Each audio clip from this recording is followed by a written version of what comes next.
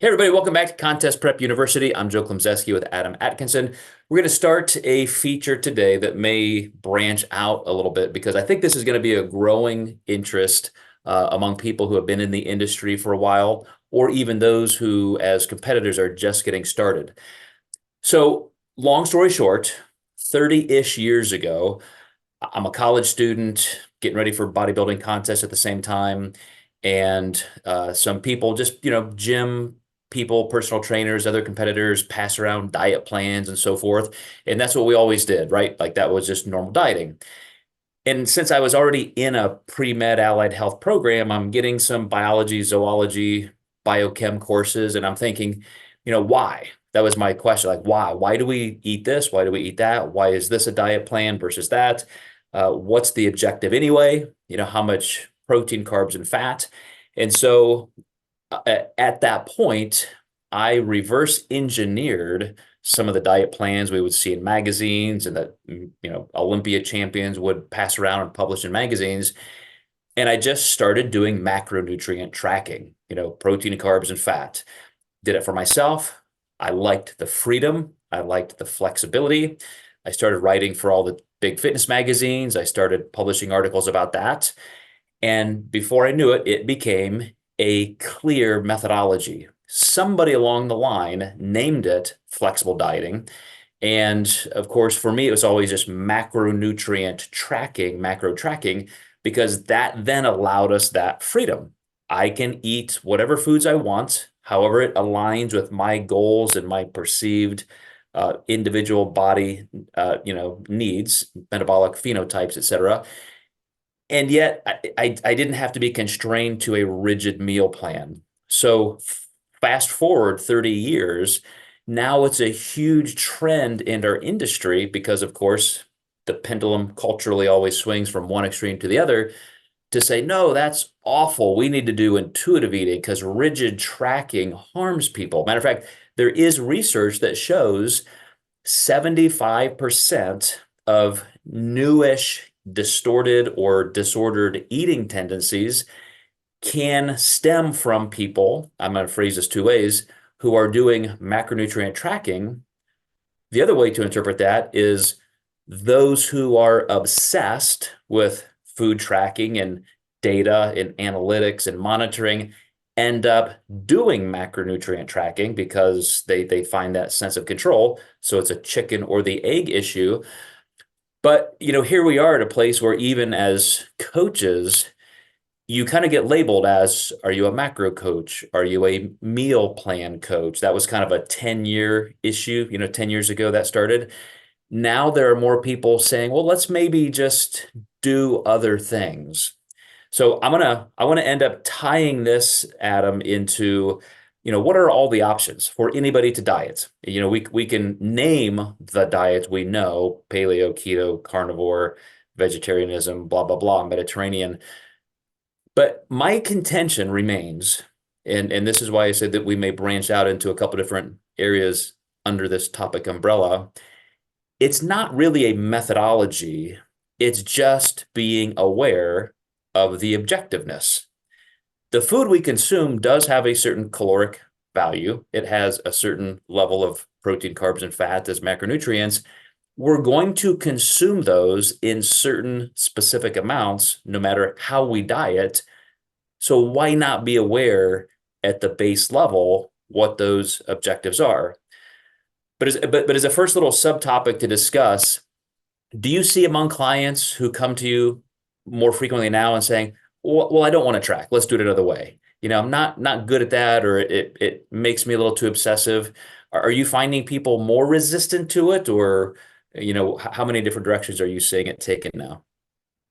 Honestly, a lot of different directions. And, as a coach that truly offers custom coaching, I think when you reach out to these ginormous teams and they're like, it's a custom program, but we only do macros, a custom coach really should be able to meet the athlete where they are. So I do see variances. I know on my open Zoom calls, sometimes people hear that I gave someone a meal plan and now they're like, maybe I should try that versus macros. It's almost a curse in itself that you do something for one client. Sometimes other clients get curious and maybe they start thinking macros aren't as good as a meal plan. They're like, I would rather have Adam tell me exactly what to eat.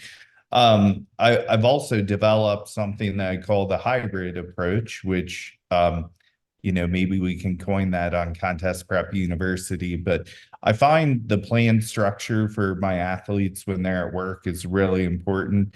And sometimes when they get macros, they get a little carried away. They don't plan enough. They start making mistakes. So we do like maybe the first 4 meals of the day as a meal plan, but when they're at home and things are calmer, they track that last meal. So they're always getting some kind of variety once a day and a meal that they like or a meal that they can pick. Mhm. So there are definitely, even at that foundational layer, some semantics that lead us to the same place. We just start from a different perspective. Or we definitely can rearrange the order of the steps we take. But ultimately, for success, we still have to have some kind of manageable accuracy and objectivity. So to your point, when somebody's used to, again, 10 or so years ago, people would ask, are you a macro coach or a meal plan coach? I'm like, both. Like, I mean, I give people macronutrient ranges. First of all, if I say I want you to have 172.4 grams of protein a day, and that's exactly what you need because I use this formula, and you think if you're even a gram high or low that, wow, I'm failing, of course, that's an approach that's gone too far into rigidity. But if I say, here's the target, let's try to come within 10% of that on a daily basis. You can be 5 or 10 grams off, and maybe the next, by the end of the week, maybe you've averaged really close. But different days, it's okay. We're still close enough. It was never intended to be that insanely meticulous. But if you say, well, I'd rather just have a meal plan, well, then I'm going to ask you about your schedule. When can you eat? How do you like to eat? What time of the day do you train? When do you need pre-workout, post-workout? Tell me the foods you like. I'm going to create that meal plan for you. It really is not difficult. Takes literal minutes. And you're going to get that. And you're going to be like, wow, this is amazing. This is exactly what I wanted. Thank you. Thank you. I really needed that structure. Within 2 or 3 days, the typical client will say, well, hey, I ran out of this. Can I trade this? Or, I have a meeting this day. I can't do that. What if I combine this and do this? And of course, I'm ready to smack my head and saying, yes, now you're doing flexible dieting. Like that's what I wanted in the beginning. But a lot of people do need those initial steps of structure just to see it, just to relieve some of that anxiety. And that's totally fine.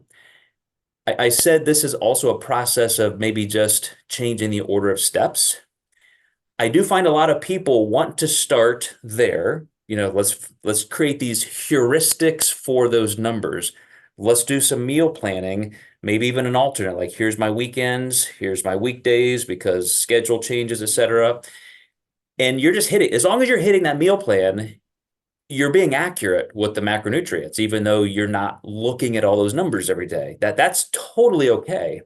But that's what we came away from 30 years ago. For you to have daily flexibility when you need it, you could just treat it like a budget. But in terms of the people who feel like it's just too obsessive, it makes me focus too much on the numbers.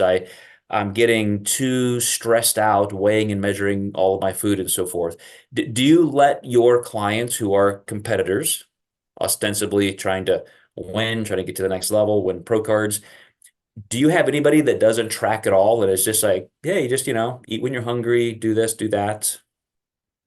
Yeah, the intuitive eating camp. I might have like intuitive weekends, like if they like that word. I prefer it called intelligent weekends, but usually not, not on a, you know, week by week basis, where we're every day of the week going off of how they feel. Maybe with pregnancy clients, when they're getting those food aversions, we might have a couple weeks like that. But then we get back into usually some kind of calorie manipulation. But yeah, in a contest prep, likely not.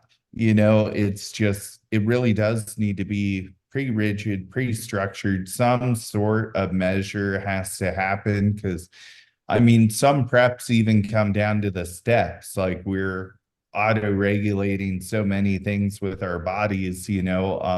One of my clients is a trainer, and we talked about how when she sits down during her sessions now on a bench because she's tired, takes away from our deficit that we were in when she was being a little bit more active or doing burpees with her clients. So that active measure in prep just has to be there.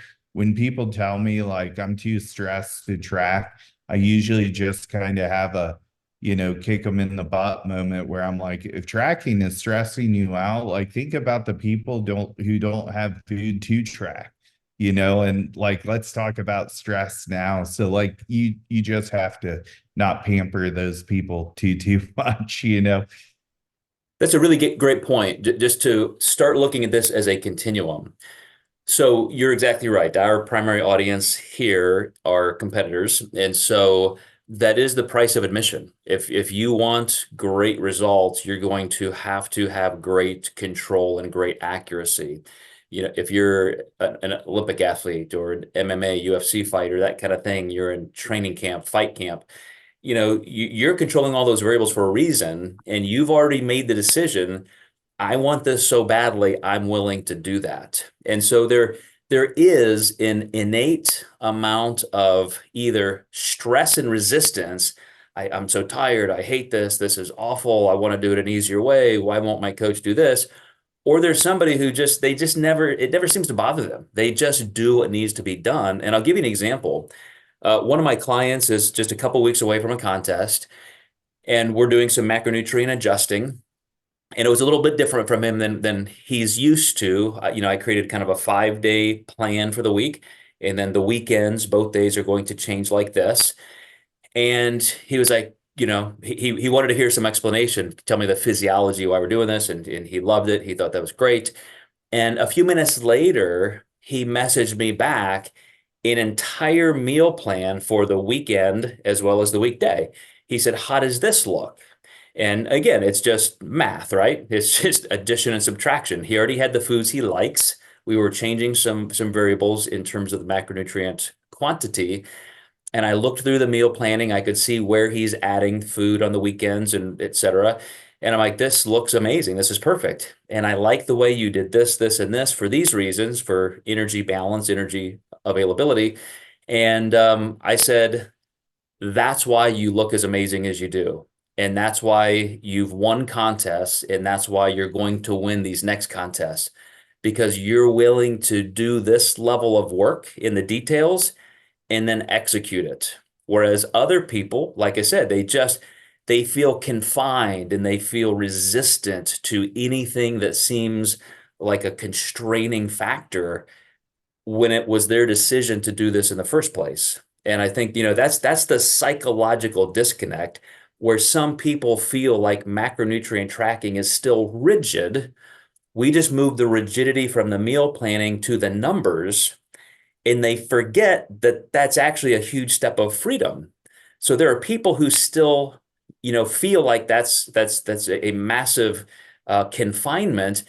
And yet, after I did my lecture in Australia for the Sport Nutrition Association, which was titled Beyond Flexible Dieting, and I talked about some of these issues, a coach messaged me and she said, "Joe, your lecture, loved it, phenomenal. I've got to tell you, I had an eating disorder and tracking macronutrients saved my life."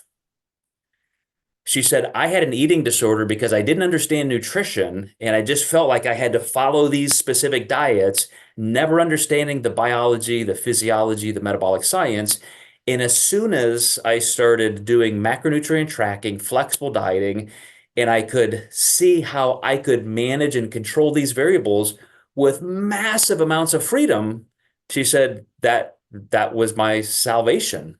So same thing, right? I mean, one person feels like it's an imprisonment, and one person feels like it was, freeing. So I think that's an important factor, as you said, for those who are going to be successful in competition. Yeah, this is something I've really been thinking about recently. I have a pretty large crew of Optiva,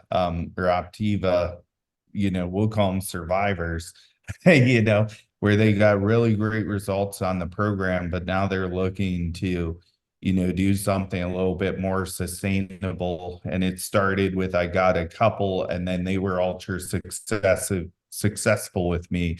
And then now the doors have really opened. So that's been really cool. But, these people drank shakes that were their whole, macro and micronutrient intake for the whole day. And doing that and having no knowledge of macros has been quite the task, and it's been really cool to put these people on meal plans initially. What we've done is almost a curriculum where it's, a meal plan, but you track your refeed or your 2 refeeds per week based on what the client's getting. And then when they get some trust and some, you know, structure to that, then we start having them, hey, let's track your dinner now. And once they get comfortable with that, they're a full believer in the tracking. And it's nice to catch them while they're getting those results on the way down, seeking a little bit more weight loss. I'm actually finding with these clients, when we raise their calories, they're burning more by actually digesting the food and chewing it and so forth. And it's been really cool to see. Mm. So that's great. You just kind of outlined the other end of the continuum, because there are people, and again, I mean, put yourself in that position, which you and I have not been there for most of our lives, where you don't know anything about nutrition. You don't necessarily have any formal education or experience with this. And so you really are stuck just trying to follow one diet versus another versus another. So ease of use is a great marketing hype. I mean, it's just eat these foods, just drink these shakes. You've seen your friends lose 50 pounds doing this program. And if you do it, because guess what? All of the macronutrients and calories are controlled for you. You don't have to do the math. You don't have to do the meal prep. You don't have to do the weighing and the measuring. It's done for you. Amazing. Sign me up. No barrier to entry except the cost. But then what happens when you're done?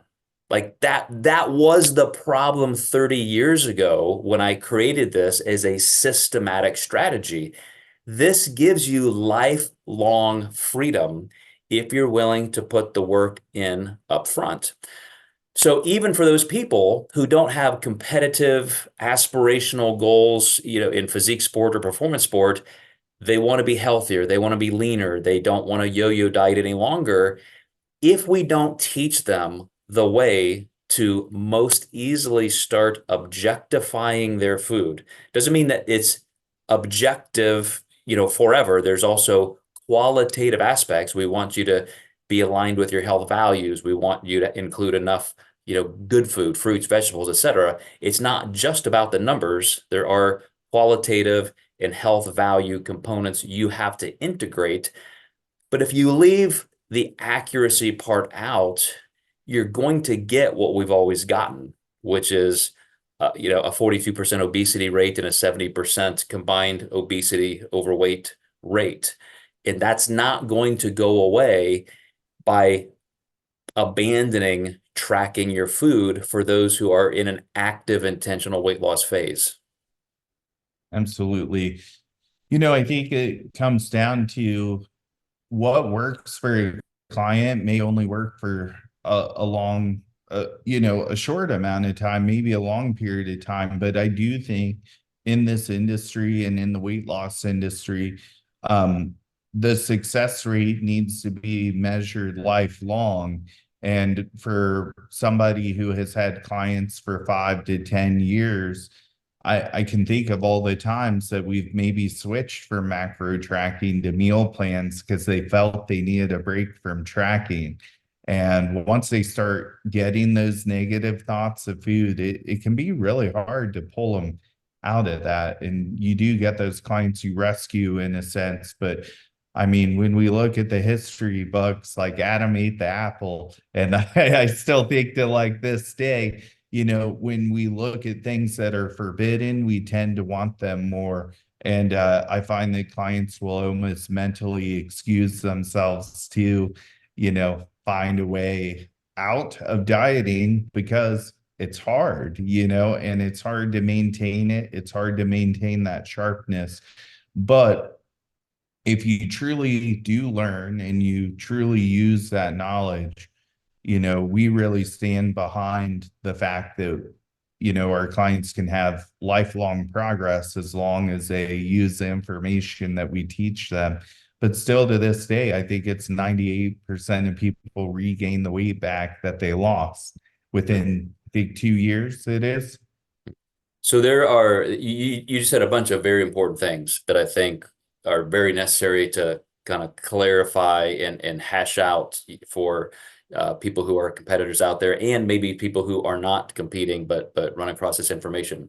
So you use the phrase or the word lifelong several times there, and that's incredibly important because although I totally respect people who want to focus, like we're all in this as coaches and me in particular as a health scientist and educator, because we want people to succeed, right?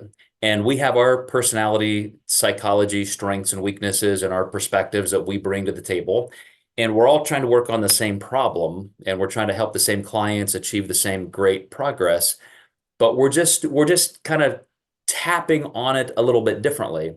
And for my friends and colleagues who say, well, no, I just want to do it habit-based coaching, and I don't want to burden people with, tracking and weighing and measuring food and so forth, then I'll say, okay, well, let's look at the outcomes. Since we're all on the same team trying to do the same thing, let's look at the outcomes. The two longest longitudinal studies on successful weight loss maintainers, so you're looking at tens of thousands of people over more than 2 decades, the number one overlapping commonality is that they track and measure their weight and their food in some way. Maybe it's a meal plan, maybe it's macros, whatever, but they track something. In a meta-analysis of 525 studies using non-tracking diet interventions, so anything but tracking, let's look at an alternative to tracking. Huge meta-analysis, hundreds of thousands of people in 525 studies, zero collective weight loss. Zero. Zero. So if you look at the definition of intuitive eating, the literal definition is that it's not intended for weight loss. Well, mission accomplished. Nobody's losing weight. I just don't find those people hiring me. I've never in 30 years had a client come up to me and say, man, I want to hire you to be my nutrition coach, but I don't want to lose weight. I just want to learn how to eat better. Can you please show me things like an apple is better than a donut, that exercising is better than not exercising? I mean, what do we teach people if it's not intended for a goal? Because I just don't see people who don't have goals when it comes to this. Like you said, 80% of people have regained all their weight back within 5 years in the most current study from Kevin Hall at the NIH. So again, I mean, I think most of the people with the greatest intentions from that camp, they understand and empathize with the toughness, the work of having to track and do this and the frustration. And they certainly see the people that maybe that's not, I don't even like to say it's not their best approach. If you have a difficult time tracking your food and yet you want to be healthier, do you have a difficult time driving the speed limit? Do you have a difficult time, turning off the stove when you're done using it? Like what are the other things you're refusing to do because you just don't want to, quote, conform or do the work? Like, that is the barest minimum of you making progress. Yeah, absolutely. I find people make a lot of excuses and a lot of reasons not to do this, and that's fine. I mean, we as a company will always be okay. Like we kind of don't want those people that just aren't going to do it anyhow. However, I will say we want to lead people into long-term success, so when people find the time that they're ready, and if they want to compete in maybe a healthier manner, this is definitely the team and the company for you. But you have to be willing to accept some accountability, because if you leave your stove on because you're lazy, like, it's one thing to forget, but because my dad did that like twice, to be honest. But I don't think he did it on purpose. But yeah, I mean, you really do have to have some accountability and some want to do this. And I don't think it's so much as figuring out your why as much as having a goal, and a goal to pursue a competition prep. You don't even necessarily have to have a reason to do it. Just if you're wanting to do it and it intrigues you, go ahead and jump in. Well, I'll give you an example because again, we've outlined that continuum of, high level competitors who want to win, and this is probably not an issue for them. They're on team tracking. But the other side is, okay, I'm willing to do it. I don't love it, but if it's going to get me the results, can we promise long-term success for them as well? And as I said, those two longitudinal studies show that is the number one common denominator of success. But the irony is, once you learn this, you don't have to do it forever. I don't track my macros. I mean, I know what's in the food I eat. So if I decide to have a half a cup of oatmeal or three quarters or a full cup, I know exactly how many grams of carbs I'm getting. I don't have to put that in an app. I don't have to put it on paper. If I'm looking at a chicken breast, I can tell like, whoa, that's saying 7 or 8 ounces. I'm out for dinner and it's an entree. Or at home, I can, get 4 or 5. Like I know because I've tracked. And so I cannot make mistakes because I just didn't understand or I was just outside of my scope of knowledge. If I eat too much now, it's with eyes wide open. If I eat the quote wrong food, I'm at a restaurant and I'm ordering something with all these sauces and fats and so forth. Because I know what I know, I can look at those selections and I know what I'm ordering. If I've never tracked my food, then I will be a constant yo-yo dieter because I'm just not going to have that same level of knowledge. But so again, the freedom comes in tracking at some point, so you don't have to track forever. Mhm. Again, the people who say this is too stressful, too hyper fixated, I would say the problem is not that, it's your approach or your attitude toward it. So in my lecture Beyond Flexible Dieting, I talk about brain health, stress, your relationship with food, neuroplasticity, how to reduce threat physiology in your brain so your amygdala is not on fire every time you feel like, oh my gosh, I got a meal prep. Oh my gosh, is that an ounce too much or half an ounce too little? If you go through that kind of rumination and catastrophizing, it's not that you have a problem with tracking or numbers or math or food. You have some kind of internal relationship orientation problem with food. That has nothing to do with what we're talking about. You need to work on those parts of your psychology and even your brain health physically at the same time, or maybe even before you work on, real food goals, but they are not the same thing. Yeah. Or that person needs to get so fat that they get kicked in the butt and they have no other choice, right? Like it Happens. it's happened to me. I mean, like I've had, a failed reverse diet before where I was just like, I'm just not going to track. Well, like that noose got tighter and I got to a point where I was like, you know what, no more. and so for me to be able to say that I've had experience with that, it's not just me being mean, but that's the other alternative. And it's best just not to even get there in the first place, because most people will get there, with the statistics on obesity. It's just so common. And to follow up with that, what's the number one indicator of mortality? It's actually body size. It's not even body composition. So, the bigger you are, the heavier you are, the more taxing on your system all of this is going to be. Right. And man, you just brought up another great point. I'm not going to extend this too far so we can wrap up, but you know everything you need to know about nutrition. You have tracked macros. The knowledge you have about individual foods is as good as anybody's. And yet you said coming out of a contest prep, you let yourself get too heavy. And I have too, like we all have. There's a lot of physiology and psychology that rolls into that. But again, maybe the dopaminergic system, because you put everything 24 hours a day into this goal, and it's I'm going to do this, and you have a great all of your expectations and all of your goal acquisition was happening along the way. You're progressing, you're seeing that great body image change every single week, and then one day it's just over. It's just over.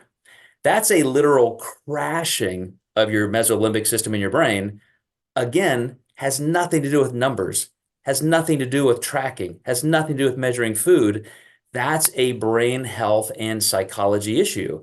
And it's to be expected. I mean, it's something we have to consider, ahead of time, that we need to be ready to manage. It's almost like postpartum depression.